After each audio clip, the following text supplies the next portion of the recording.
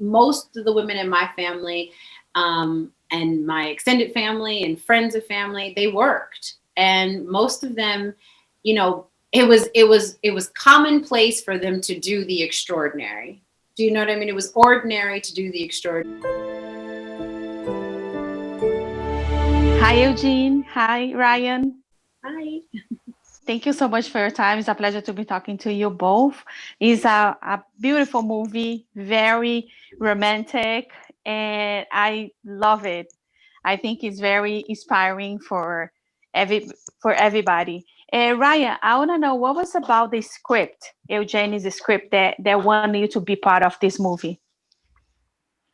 Well, when I read the script, and I think I said this in my audition, Eugene reminded me once of that. It was like every page was something new, a new discovery. I had never read anything like it. The musicality of the script jumped off the page. It's like the love of jazz, but jazz. It's like I could hear the jazz music playing while I was reading it. And that's a rare experience, to be able to read a script and have it sort of invite all of your senses. And I knew it was special from that moment, and was like, I would like to be a part of this, please. Thank you. Yeah, that's awesome. And Eugene, it's the movie is so refreshing. The story is so, like, as I said, it's very romantic. It has a lot of love. What was the inspiration for this story?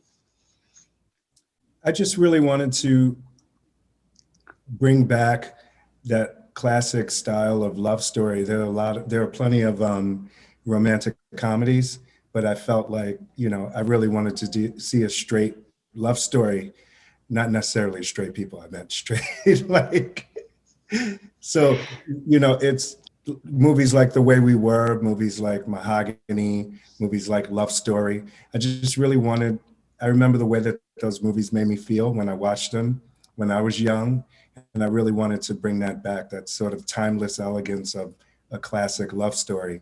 And I particularly wanted to make one that was starring African-American leads. Yeah, and Ryan, like to your character is very like he's a producer. In back then, it was very difficult to find a producer, especially people of color on that position. How did you got that inspiration? Like how did you brought Kate in?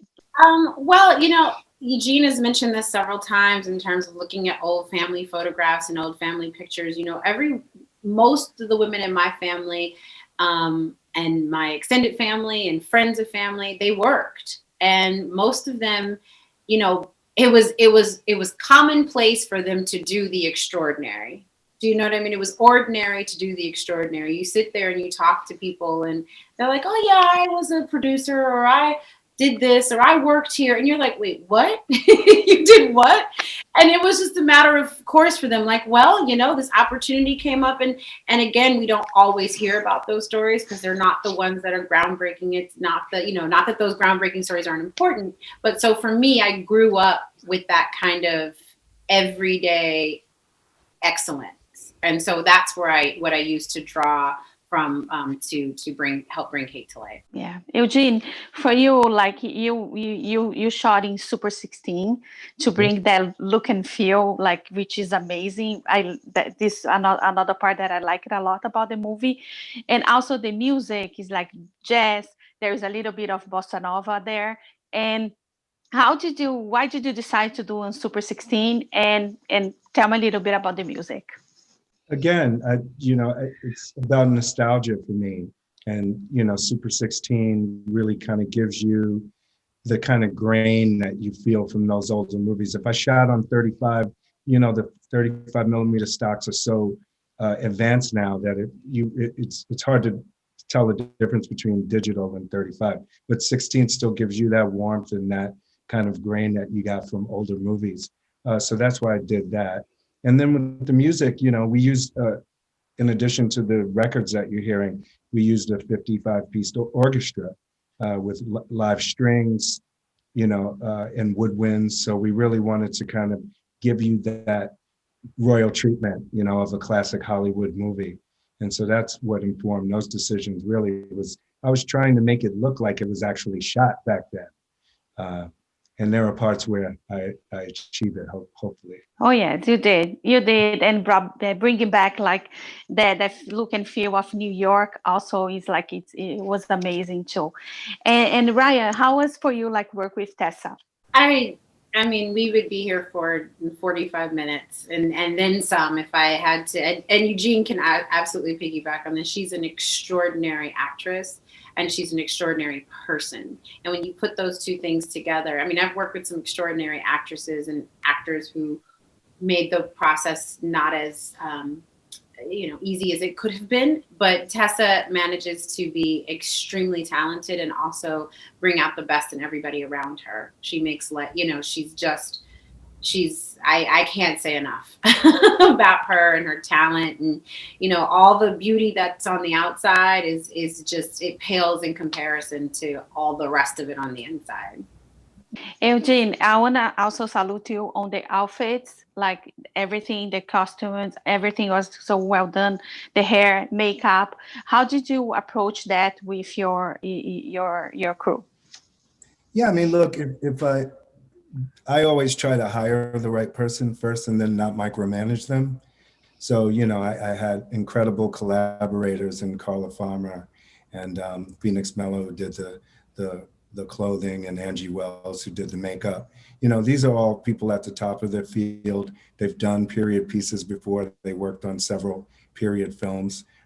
So I knew they knew what they were doing, but then they also were open to seeing pictures of my family, pictures of Ryan's family, pictures of Tessa's family, just to get ideas about hairstyles. And they used pictures of their own family. I remember Carla Farmer, who did the hair with Linda, they're sending me pictures of their own family. Like, what about this? I found this picture of my mother from, 1960. And it was like, yeah. So it was really great and a collaborative effort between everybody, but they really know what they're doing, and I give them a lot of freedom to take it there. Once I tell them what I was going for, they overstood what it was I was going for. Yeah, it was beautiful. I think as I said, I cannot say enough like how beautiful it was, like bringing back New York the way there was, the music and the cast, everything is so fabulous. And we need to start more stories like this. Like this, it's a love story. That's why I really enjoy watching, because we don't see too much love stories anymore nowadays. And Ryan, can you give an advice to little girls that want to pursue a career, like in this business or any business? Oh goodness. I would say read a lot. No matter what profession you want to go into, I don't care if it's STEM, if it's whatever, the more you read and the more of, at least even if you can't develop a love of reading, if you can develop an appreciation for reading, I'd say that's the best foundation and the best advice that I could give any little girl is read. And it'll only just feed your imagination and give you a really good foundation for whatever it is you want to do after that. Yeah. And Eugene, you give an advice too. Can you give it to us? To little girls who want to be directors? Yeah, or little boys, or for everybody, or for big people too. Watch everyone around you and remember all of the stories when you grow up, and then tell them. Yeah. Are you working already on your next project, Eugene? I am.